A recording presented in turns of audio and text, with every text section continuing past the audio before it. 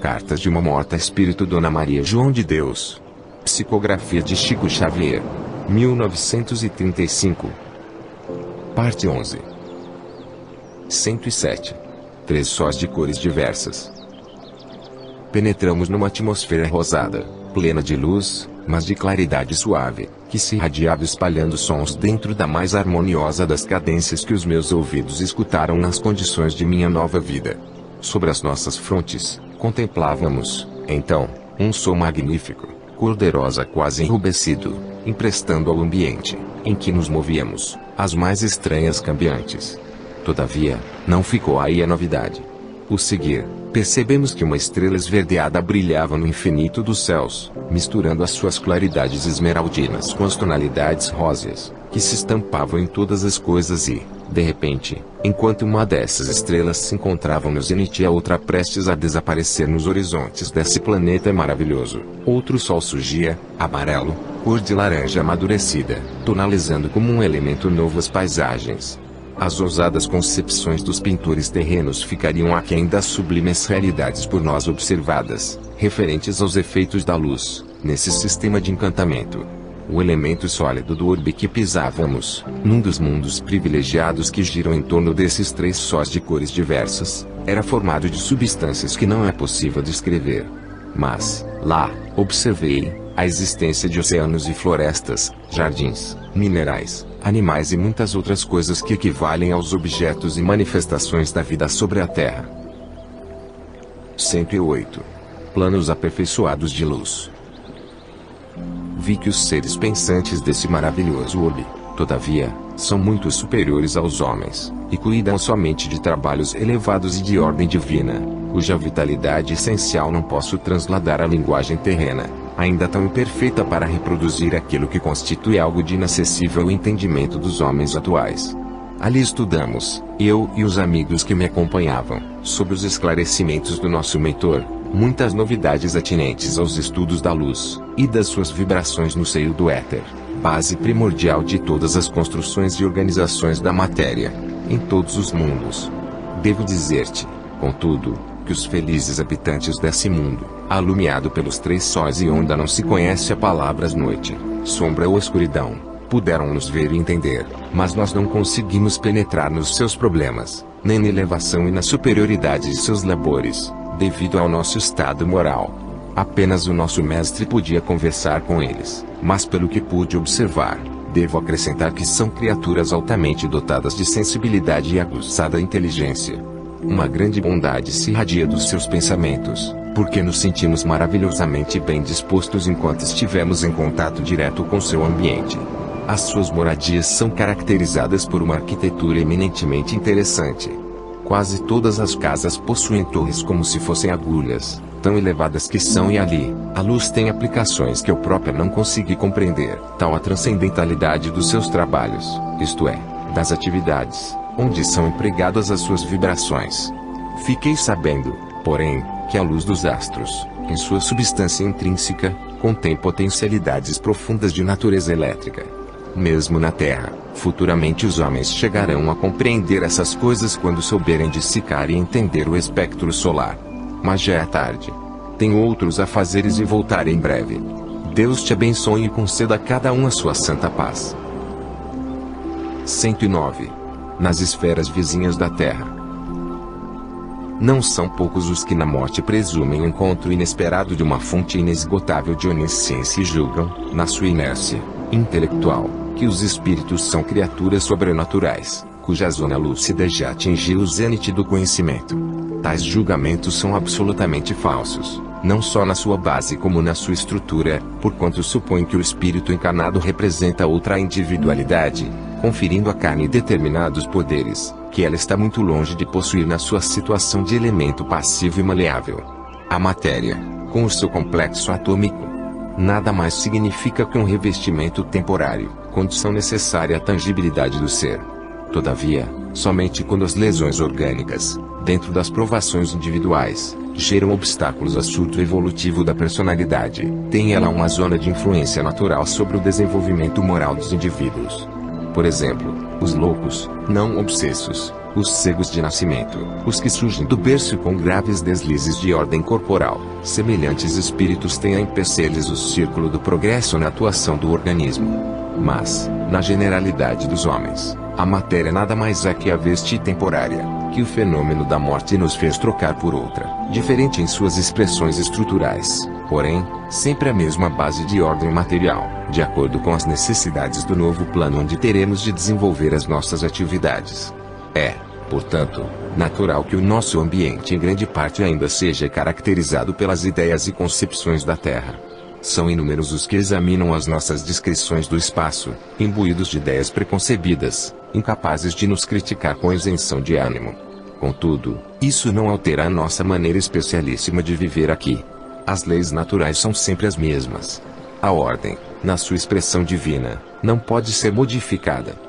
Se os núcleos humanos entrassem no torvelinho de uma conflagração universal e se todas as criaturas perdessem a vida em seus excessos, o Sol não deixaria de fazer o seu percurso na imensidade, a Lua prosseguiria com as suas mudanças, as correntes polares seriam as mesmas, a natureza continuaria criando sob o olhar misericordioso de Deus e as estrelas entre os seus reflexos, sorririam, de longe, para a terra silenciosa e desabitada.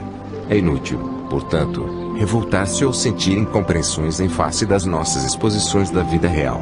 A crítica não destrói as realidades, por mais judiciosas que nos apareçam. 110. A vida em toda parte. Nossa vida que é o prolongamento da vida humana. Não existem vazios no universo. Todas as zonas interplanetárias estão repletas de vida em suas manifestações multiformes. Uma gota d'água encerra um universo infinitesimal onde uma grande humanidade microscópica vive, trabalha e palpita. Se Deus se conserva inatingível ao nosso entendimento atual, porquanto não podemos concebê-lo segundo a nossa individualidade, o único índice que possuímos para apreciar os outros, também a vida como manifestação de sua divindade ainda não é compreendida por nós, em toda a intensidade de suas grandezas multiformes. Aqui, desenrolam-se as nossas atividades, à maneira dos homens, e nessa segunda zona onde me encontro e aguardo a oportunidade feliz para reencarnar-me na Terra, apenas o que observo é que os homens são mais aperfeiçoados em seu modo de sentir, considerando-se totalmente eliminado a hipótese de guerras e dizimações de quaisquer obras. Há mais impulsos de fraternidade nestes núcleos de seres, onde se agitam os sentimentos humanos em sua generalidade. 111. As afinidades raciais. O amor, a esperança, a tristeza, a fé, a confiança, o caráter, a sinceridade, e demais atributos da personalidade humana, aqui estão vivos, palpitantes. Tenho observado, porém, que apesar de livre do perigo das lutas fratricidas, entre todos existe grande movimento de afinidade racial, parecendo-me que a questão das raças aí na Terra está subordinada a um forte ascendente de natureza espiritual. Os saxões, os latinos, os árabes, os orientais, os africanos, formam aqui grandes falanges, à parte, e em locais diferentes uns dos outros. Nos núcleos de suas atividades, conservam os costumes que os caracterizavam e é profundamente interessante observarmos de perto como essas imensas colônias espirituais diferem uma das outras, apesar de se encontrarem ligadas pelos mais santos laços da fraternidade e do amor. 112.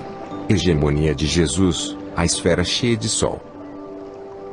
Muitos dos componentes desses núcleos tão arraigadamente conservam o modo de pensar que possuíam no planeta terráqueo, que raros são os que não relutam em aceitar a hegemonia espiritual de Jesus Cristo, como orientador e guia do orbe que deixamos e ao qual ainda estamos ligados por fortes zelos de natureza afetiva, segundo o grau de progresso que já alcançamos. É comum notarmos, então, pregadores do Evangelho do Mestre por toda parte, esclarecendo as consciências e iluminando os raciocínios. Inúmeras colônias desconhecem ainda a mensagem da Boa Nova, apesar de terem as suas leis de caridade, de fraternidade e de amor, como a Terra as possuía antes do cumprimento das profecias que anunciavam o aparecimento do Senhor. Mas, há sobre todas essas esferas, falando de oitiva, segundo as explicações que tenho recebido de grandes mestres da espiritualidade, uma esfera cheia de sol, de claridade bendita e de belezas inenarráveis, onde promana a fonte que poderemos chamar inspiracional. Do seu centro, dimanam todos os elevados conhecimentos que felicitam as leis humanas, e os seus raios são refletidos pelas mentes que estão em correspondência direta com a sua grandeza, em concepções de bondade, de tolerância, de sabedoria e de amor. Assim está explicado porque, muito antes de Cristo, já existiam na Índia grandes pensadores, essencialmente evangélicos nas suas doutrinas, pois a Grécia, o Egito e o Oriente já possuíam as teorias de solidariedade e de fraternidade humana. Dessa esfera grandiosa, parte o equilíbrio para todas as correntes espirituais entre a Terra e as esferas que lhe são concêntricas. 113. Continuação da Terra. É desse modo que tenho visto aqui muitas extravagâncias de costumes. Por exemplo, na primeira esfera, mais apegada à Terra e às suas ilusões, temos muitas organizações à maneira do planeta. São inúmeras as congregações de espíritos que se dedicam à salvaguarda de seus ideais religiosos sobre o orbe terráqueo. A Igreja Romana, por exemplo, tem aí organizações, conventos, irmandades, que defendem os seus erros e, assim, de facção em facção, podereis compreender a imensidade de nossa luta. Nas colônias de antigos remanescentes da África vim conhecer costumes esquisitos, como bailados estranhos, ao som de músicas bizarras que me deram a impressão de fandangos, tão da preferência dos escravos no Brasil. A luta estabelecida não é pequena. A nossa existência é a continuidade da vida material com todas as suas características. Vem daí o nosso contínuo conselho para preparardes uma vida melhor, pela aquisição de virtudes e conhecimento. Assim como tenho visitado outros mundos e outros ambientes, cujas belezas constituem um sagrado estímulo para minha vontade de progredir e aprender, igualmente muita coisa lamentável tenho presenciado, optando sempre pela exortação fraterna, a fim de que saibas aproveitar proficuamente o vosso tempo na face do orbe que atualmente habitais. Desejaria dizer-vos algo quanto às manifestações de vida sobre a superfície de Marte, mas temos de contar convosco o tempo, se estamos ao vosso lado, e é assim que eu observo o adiantamento das horas. Se Deus permitir, falarei na próxima semana de outros ensinamentos obtidos por mim nessa terra distante. Deus vos dê boa noite e vos abençoe. 114. O planeta Marte. Meus amigos, é com permissão dos nossos guias dos planos superiores que desejo prosseguir, nesta noite, as minhas narrativas de além-túmulo. Não está em nós a presunção de resolver incógnitas científicas e nem derrogar os decretos do Altíssimo, que, do lado de cá, nos merece a mais sublime de todas as venerações.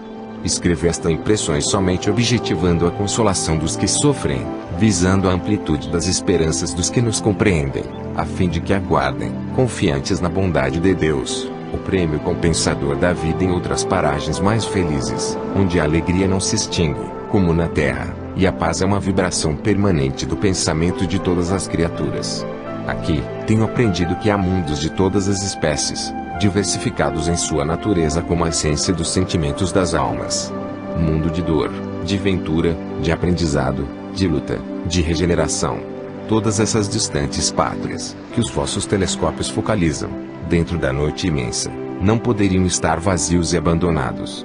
Não se compreende uma cidade edificada, rica de monumentos e obras, sem habitantes e sem vida. Os planetas, que rolam no infinito, constituem a família universal, por excelência. Cada um deles comporta uma humanidade, irmã de todas as outras que vibram na imensidade. É toda a vaidade do homem terreno afirmar-se a única criatura pensante do universo, mesmo porque a Terra é um dos planos mais obscuros e mais repletos de amargura para quantos já experimentaram algo das felicidades imorredoras, que a evolução do sentimento e do raciocínio pode facultar. Para as almas acendradas no amor, a Terra é bem o recanto do exílio e das sombras. Todavia, vós outros, os que estudais, tomados da disposição benéfica de conhecer a vida espiritual, em suas mais remotas e múltiplas modalidades, deveis arquivar no coração o tesouro divino da esperança. Se na atualidade as dores vos assediam, sabeis que a vida não se circunscreve no âmbito mesquinho do orbe terráqueo, patrimônio da criação e divindade de todas as coisas. É ela a vibração luminosa que se estende pelo infinito, dentro de sua grandeza e do seu sublime mistério. 115. A Virgem Vertiginosa. Mas eu vos prometera falar de minha excursão ao planeta que vos é vizinho e vou me desviando em considerações doutrinárias e filosóficas, esquecendo o escopo de minha visita. É para a vossa ciência uma afirmativa audaciosa, dizer-vos que pude ver o planeta Marte, identificando-me com os seus elementos a fim de conhecer de mais perto as suas belezas ignoradas. A verdade, porém, tem igualmente as suas revelações pelos caminhos da fé. Nem tudo se mostra somente nas análises frias dos laboratórios e das suas retortas. As grandes realidades primeiramente falam ao coração. Na atualidade, a míngua de elementos mais positivos de ordem material, nós vos falamos como se fôssemos vítimas de nossos surtos imaginativos, mas dia virá que os homens hão de verificar, com as positividades requeridas, a veracidade de nossas afirmativas. Como das outras vezes, meus amigos, não pude fazer sozinho uma excursão dessa natureza. O guia de sempre conduzia os meus passos. E foi assim que bastou um pensamento forte de nossa vontade, concentrada nesse objetivo, para que efetuássemos essa viagem vertiginosa, cuja duração foi de poucos segundos, de acordo com a vossa contagem do tempo aí na Terra.